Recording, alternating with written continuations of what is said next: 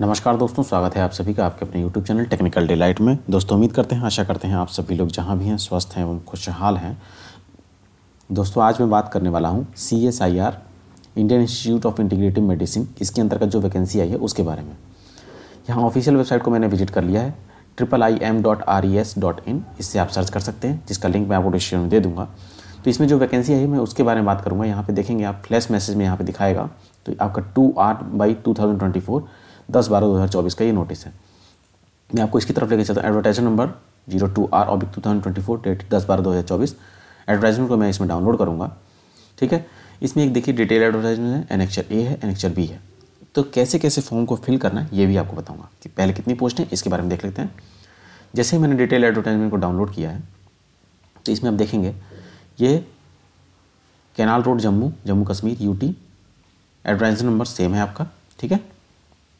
इसमें जो पोजीशंस है टेक्निकल असिस्टेंट की है, ठीक है। पे लेवल 6 की है, BSc और इट्स में 60% marks, having chemistry as one of the subject, 1 year experience in isolation and characterisation of neutral product from a recognised institute and organisation. फिर उसके बाद डिजायरेबल क्वालिफिकेशन, ये इसेंशियल क्वालिफिकेशन है। इसेंशियल में ये जरूरी है, ये डिजायरेबल नहीं भी होगा तो चलेगा, ठीक है। अगर ये क्वालिफिकेशन किसी के पास रहती है और एक कैंडिडेट, दो कैंडिडेट सेम नंबर के हैं जिसके पास डिजायरेबल कुछ क्वालिफिकेशन रहेगी तो उसको इन कर लिया जाएगा, एक सेम क्वालिफिकेशन वाले नंबर को आउट कर दिया जाएगा, ठीक है। तो टेक्निकल असिस्टेंट BSc इस वाले में 60% मार्क्स, ये वैकेंसी है, 1 ईयर का एक्सपीरियंस चाहिए, ठीक है।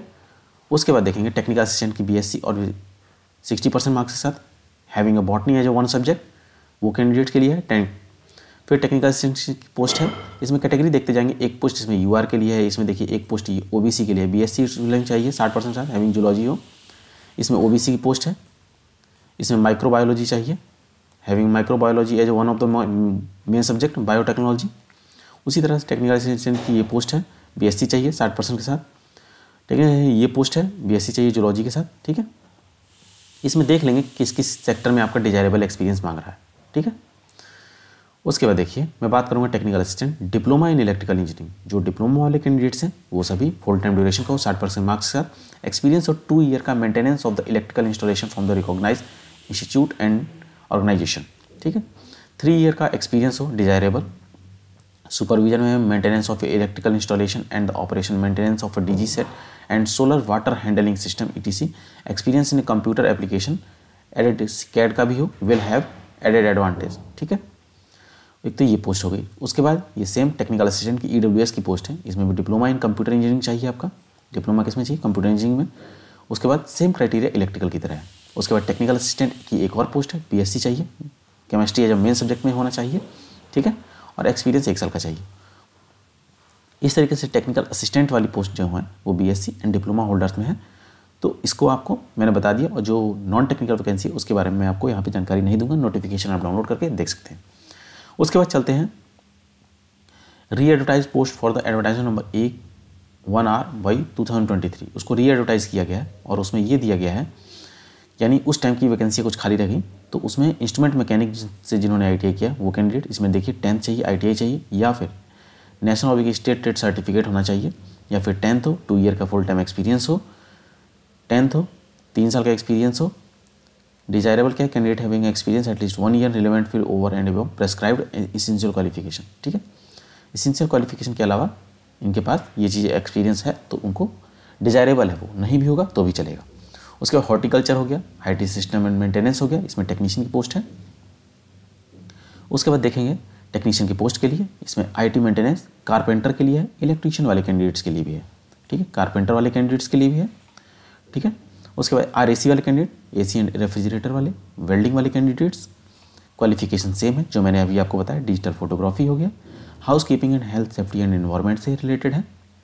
उसके बाद लैब असिस्टेंट की पोस्ट है। उसके बाद पंप ऑपरेटर की, प्लम्बर की।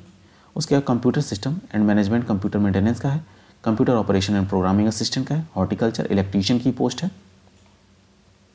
ये यहाँ पे इलेक्ट्रीशियन की 2 जगह पोस्ट देने का मतलब ये है कि maintenance of a sub station, generator set, cable, internal wiring, motor winding, transformer winding, electrical gadgets, electronic circuit and electrical appliances, CSIR IIM Jammu. आपकी पोस्टिंग जो लोकेशन होगी वो यहाँ पे होगी, इलेक्ट्रिक वही एक पोजीशन जो ST की है उसके लिए कह रहा हूँ, ठीक है। उसके बाद देखिए medical lab technician, nursing assistant, इनकी पोस्टिंग लोकेशन भी दी गई है। ठीक है, पे लेवल 2 की जॉब है ये सारी।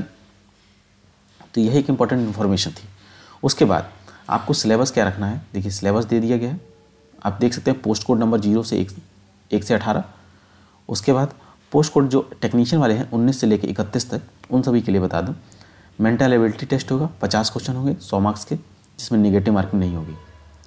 उसके बाद general awareness English language paper second है, 30 मिनट का टाइम है, 25-25 क्वेश्चन रहेंगे, 75 पन्ना। एक क्वेश्चन रहेगा आपका 3 मार्क्स का। ठीक है, 1/3 की निगेटिव मार्किंग है। उसके बाद कॉन्सेप्ट सब्जेक्ट यानी आपके ट्रेड से 50 क्वेश्चन होंगे 150 नंबर के, 1 निगेटिव मार्किंग इसमें भी होगी। उसके बाद इसमें कहा गया है कि आपको फॉर्म फिल कैसे करना है। इसमें आपको जो फॉर्म फिल करना है उसके बारे में बता दूं आपको। Eligible candidate are required to fill offline, form जो भरना है आपको ऑफलाइन भरना है। एनेक्चर ए मैं आपको डाउनलोड करके भी दिखाऊंगा कैसे भरना है। उसके बाद आपको जितने भी कैंडिडेट्स हैं ओबीसी जनरल ईडब्ल्यूएस वाले 500 रुपीज़ का डीडी बनवाना है आपको। किसके फेवर में? डायरेक्टर CSIR IIM जम्मू के पेएबल, ठीक है, उसके पेएबल में बनाना है। ठीक है, उसके बाद जो एड्रेस देंगे आप डॉक्यूमेंट को अटैच करके, वो एड्रेस आपका ये रहा। ठीक है, ये एड्रेस लिख के आपको भेजना है। इसमें किसी भी तरह की लापरवाही मत करिएगा, क्योंकि एड्रेस गलत होगा तो आपका सही एड्रेस पर नहीं पहुंचेगा। कब तक पहुंच जाना चाहिए? 31/1/2025 तक पहुंच जाना चाहिए। अभी आपके पास टाइम है, जितना जल्दी से जल्दी हो फॉर्म फिल करके आप भेज सकते हैं। कोई कैंडिडेट अगर गवर्नमेंट जॉब में है तो अगर प्रॉपर चैनल के साथ ही उसे चीज़ें करनी होंगी। डेट क्लोजिंग डेट 31/1/2025 है। उसके बाद प्रॉपर चैनल के थ्रू उसे विजिलेंस क्लियरेंस के थ्रू लेना होगा, तब जाके वो फॉर्म फिल कर पाएगा। ठीक है, उसके बाद बात करते हैं इसमें क्या क्या चीज़ें चाहिए आपको। ठीक है, उसके बाद डिमांड ड्राफ्ट होना चाहिए आपका। उसके बाद लेटेस्ट स्कैन फोटोग्राफ होना चाहिए कैंडिडेट, ड्यूली साइंड अक्रॉस, यानी क्रॉस साइन करना है फोटो पे आपको। Self attested photocopy of date of birth certificate, educational qualification certificate, उसके बाद caste certificate, experience, ex serviceman है तो एक्स सर्विसमैन, और synopsis sheet annexure B duly filled by signed by applicant के द्वारा ये भी फॉर्म फिलअप होना चाहिए। 2 फॉर्म्स हैं। तो चलिए मैं आपको फॉर्म्स की तरफ लेके चलता हूँ।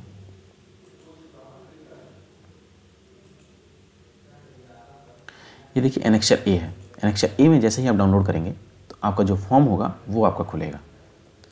इसमें देखिए मैं आपको दिखाता हूँ कैसे कैसे क्या डिटेल भरनी है। यहाँ पे पासपोर्ट साइज फ़ोटो लगाना है, यहाँ पे साइन कर देना है, मैंने क्रॉस साइन आपका।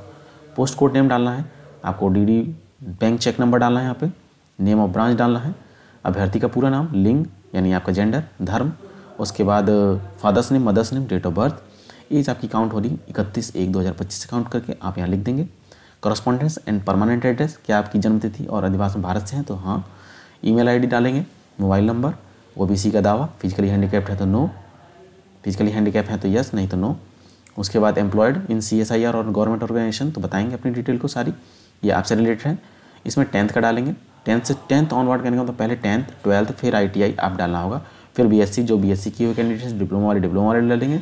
एग्जामिनेशन का नाम, परीक्षा का नाम डालेंगे, कौन सी पोस्ट के लिए, कौन सी परीक्षा है, हाई स्कूल है, इंटरमीडिएट है, डिप्लोमा है, ITI है, BSc है, किस बोर्ड से किस सन में पास किए, कितने परसेंटेज थे, कौन सी डिवीजन थी, ये डिटेल भरने में कोई दिक्कत नहीं। एक्सपीरियंस, मैंने किस कंपनी में काम किया, किस पोस्ट पर थे, क्या पे स्केल थी, किस डेट से किस डेट तक, ये नेचर ऑफ ड्यूटीज़ क्या थी आपकी, वो आपको करने होंगे। ठीक है, 1 passport size pasted on photograph, उस पर टिक कर देंगे। सारी चीज़ें अगर अटैच कर रहे हैं तो चेक कर लेना है पहले एक बार। उसके बाद मैं घोषणा करता हूँ, अपना नाम लिखेंगे यहाँ पे। ठीक है, उसके बाद अभ्यर्थी का हस्ताक्षर, पूरा नाम, लिंक और डेट और प्लेस, किस डेट से आप कर रहे हैं। ठीक है, ये आपको नहीं भरना है, ये डिपार्टमेंट भरेगा। ठीक है, उसके बाद मैं आपको लेकर चलता हूँ एनेक्चर बी पे कि आखिर आपको उसमें क्या दिया गया है, क्योंकि वो भी आपको फिल करके भेजना है। इसमें देखिए सिम्फोसिस सीट है, इसमें आपको नेम एंड कैटेगरी डाल देनी है, father's name, date of birth, post applied, educational qualification, experience detail और फ़ी अगर आपके एग्जेम्प्टेड है, नहीं तो फ़ी डिटेल डालनी है, जो भी आपने DD बनवाया वो होगी, नेम ऑफ एप्लीकेंट, सिग्नेचर और डेट। ये चीज़ें फिल करके इनवेलप में आपको जितनी जल्दी हो उतना जल्दी भेज देंगे, स्पीड पोस्ट कर देंगे तो आपका पहुँच जाएगा अभी से भी। तो ये ऑफलाइन फॉर्म है और ये मुझे लगता है कि CSIR बहुत बढ़िया ऑर्गेनाइजेशन है, तो आपको ये फॉर्म फिल करना चाहिए। अगर ये जानकारी आपके लिए हेल्पफुल है, आपको वीडियो पसंद आता है तो वीडियो को लाइक करें, चैनल को सब्सक्राइब करें, अपने दोस्तों में शेयर करना ना भूलें। वीडियो बने रहने के लिए धन्यवाद।